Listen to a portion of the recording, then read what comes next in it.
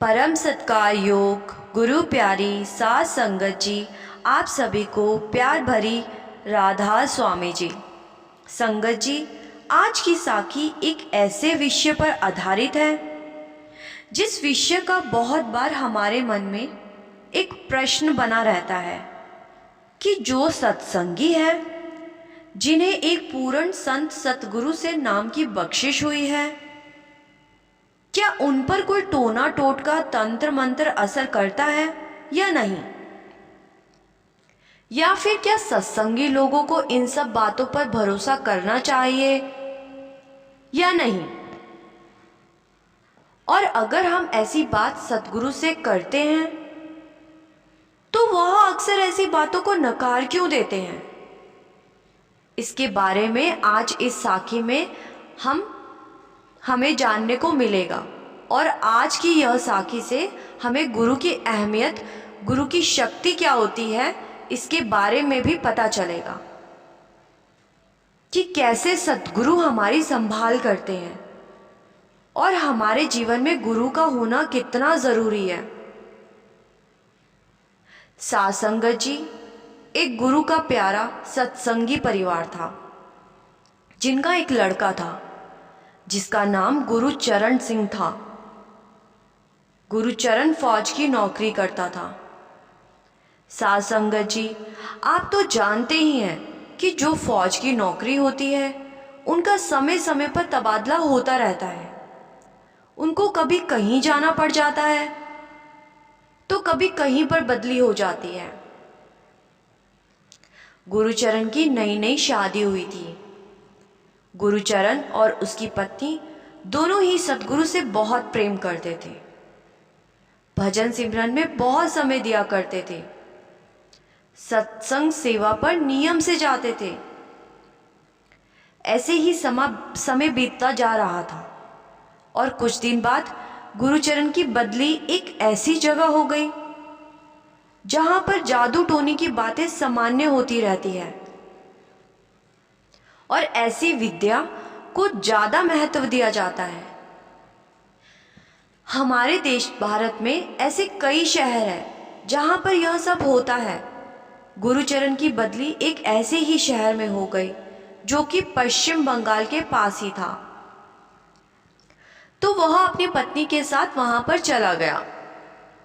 तो जब वह दोनों वहां पर रहने लग गए, संगत जी, जिस गली मोहल्ले में वह रहते थे वहां पर अक्सर तांत्रिकों का आना जाना लगा रहता था।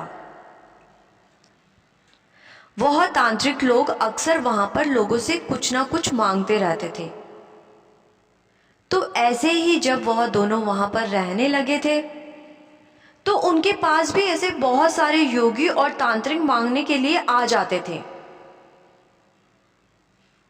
और गुरुचरण की पत्नी उन्हें कभी खाना खिला देती थी, कभी कुछ दे दिया करती थी। सात संगत जी, उन दोनों को नाम की बख्शिश हुई थी। उन्हें सद्गुरु ने नामदान दे रखा था। जब यह बात गुरुचरण को पता चली कि उसकी पत्नी तांत्रिकों को दान करती रहती है तो उसने अपनी पत्नी को कहा कि यह ठीक नहीं है। ऐसे तो हर रोज ही होता रहेगा। हम कितने दिन तक ऐसे ही देते रहेंगे? फिर उसने अपनी पत्नी को कहा कि अगर आगे से कोई आए तो उसे कह देना कि आगे चले जाओ और हो सके तो हाथ जोड़ देना।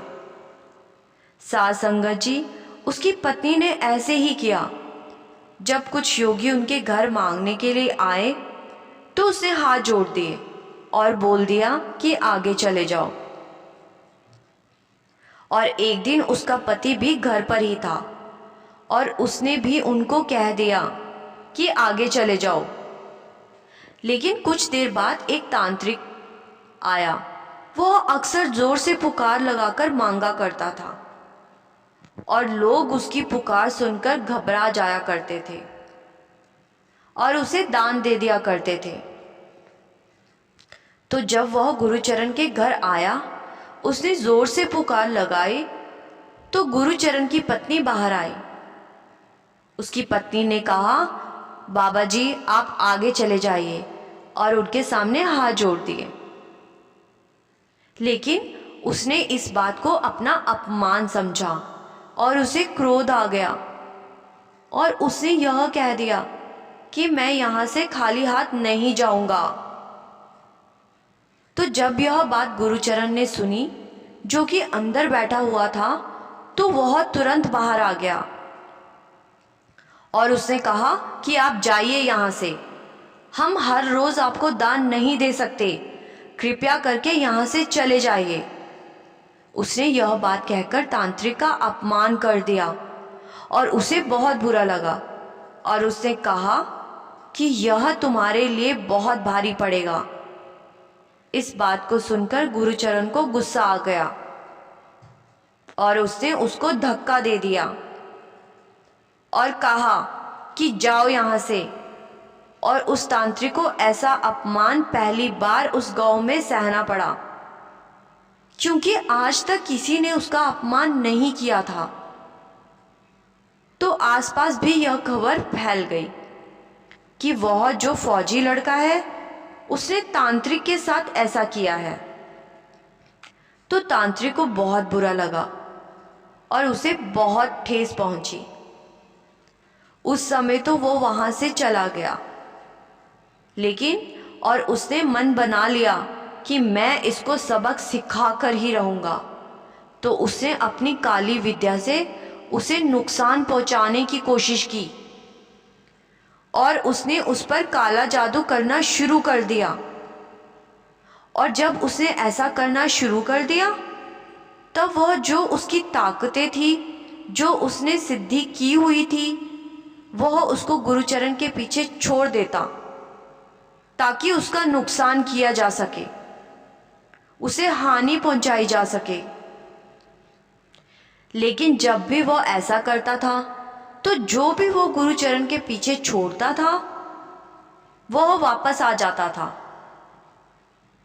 और इसी बात को लेकर उसे धक्का लगा कि यह कैसे हो सकता है, मेरा किया गया कार्य असफल कैसे हो सकता है। मेरा किया काला जादू कभी असफल हो ही नहीं सकता। आज तक मेरा हर किया गया कार्य सफल हुआ है, और इसी के कारण मेरी इस गांव में इतनी इज्जत है, मेरा इतना मान सम्मान होता है। तो उसने दूसरी बार फिर ऐसा करने की कोशिश की, लेकिन फिर ऐसा ही हुआ, कोई बात ना बने। तो उसने इसकी गहराई में जाने की कोशिश की कि ऐसा क्यों हो रहा है। तब उसे पता चला कि गुरुचरण की रक्षा तो उसके सद्गुरु कर रहे हैं, और तांत्रिक को यह पता चल चुकी थी कि जब तक इसका गुरु इसके साथ है, तब तक मैं इसका कुछ नहीं बिगाड़ सकता। तो उसने सोचा कि क्यों ना इसकी पत्नी पर काला जादू कर दिया जाए। जब उसने गुरुचरण की पत्नी पर वही कोशिश की, तब फिर से उसको असफलता ही मिली। उसने अपनी सिद्ध विद्या का पूरा जोर लगा दिया गुरुचरण और उसकी पत्नी को नुकसान पहुंचाने के लिए, लेकिन उसकी तंत्र विद्या धरी की धरी रह गई। इस पर तांत्रिक बहुत आक्रोशित हो गया, और उसने पहले से भी बड़ी सिद्धियां प्राप्त की हुई थी, और अब की बार वो जो करने जा रहा था, अगर वो सफल हुआ तो गुरुचरण की मृत्यु निश्चित थी। लेकिन जिसकी संभाल सद्गुरु करते हैं, तो काल भी कुछ नहीं कर पाता। तांत्रिक का ये आखिरी प्रयास भी विफल हो गया। अब की बार तांत्रिक समझ गया था कि मैंने गलत पंगा ले लिया है, मैं इसका कुछ नहीं बिगाड़ सकता, क्योंकि इसके सद्गुरु की शक्तियों के आगे मेरी तंत्र विद्या कुछ भी नहीं है। संगत जी, जब हमें एक पूर्ण गुरु मिल चुका है, तो हमें तंत्र मंत्र और जादू टोने जैसी बातों के जंजाल में खुद को नहीं फंसाना चाहिए, क्योंकि हमारी संभाल हमारे सद्गुरु कर रहे हैं। इसी के साथ आपसे विदा लेती हूँ। ऐसी और भी रूहानियत से भरी साखियाँ सुनने के लिए इस चैनल को सब्सक्राइब ज़रूर करें जी। गुरु प्यारी साध संगत जी, राधा स्वामी जी।